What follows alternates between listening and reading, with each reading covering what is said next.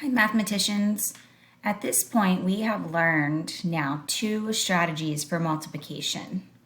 So let's review those strategies and then I'm going to show you one more. The first strategy that we learned was the area model. With the area model, that is our most visual method of multiplying. So first thing we need to do is we need to expand each factor.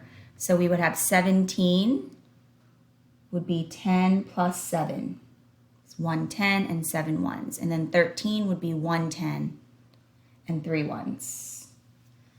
Now that we have this visual, we can now multiply the factors in each box and put our partial product. So we would have 10 times 10, which is 100.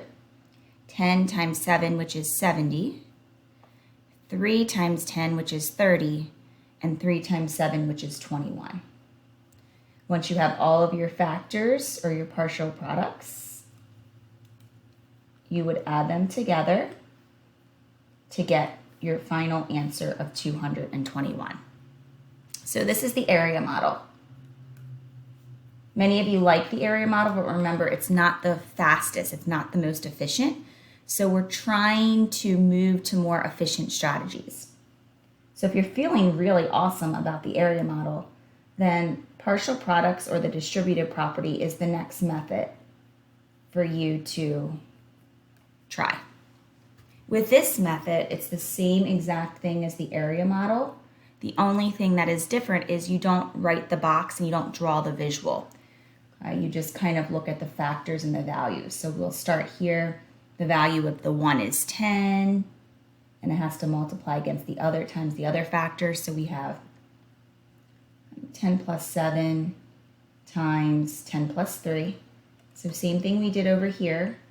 We just write it out in an equation, and now we can multiply. So 10 times 10, and then 10 times 3, and then 7 times 10. And 7 times 3. Okay, again, it's the same thing that you would put in the boxes, and you'll get the same partial products. And when you add them together, you'll also get 221. The most recent method that we are now going to talk about is called the traditional algorithm. This is probably the fastest. It's also the way that many of your parents have taught you. But if you don't know your facts or you're not feeling proficient with using these strategies, then the traditional method you might not find to be as quick. Okay, I'm gonna use the traditional method with the same problem because we already know what the answer is. So in this case, we start in the ones place and we multiply the factor of 3 times the factor of 7. So 7 times 3 is 21. So we write the number in the ones place and we regroup the number in the tens place. So 21, so it'd be 2 tens and 1 1. Now we have to multiply 3 times 1. Now, typically we look at that 1 as a 10, but because we're going to be putting our digit in the tens place, we can just think of it as 3 times 1 because we're really multiplying by 3 times 10. So 3 times 1 is 3, and then we have to add these 2 more that we regrouped. So 3 plus 2 would be 5, and then we're going to write that in the tens place. All right, so we finished multiplying the 3 by 7 and the 3 by the other factor of 1.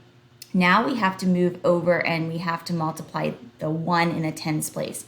So in order to do that, we need to start in the tens place, which means we need to put a placeholder in the ones place to show that we're moving over to this 1. Okay, so you put a placeholder. We move over 1 times 7. And I'll change colors. So 1 times 7 would be 7. And then you have to do 1 times 1, which would be 1. Okay, and if you really think about it, it's really 10 times 10, and 10 times 10 is 100. Well, look where I put that 1. I put it in the hundreds place. Okay. Same thing with the traditional. Once you multiply, you're going to get your partial numbers, and to get your final answer, you will need to add them together, and you'll get 221. So mathematicians, you have 3 methods that you've now learned: the area model, partial products, and the new traditional method.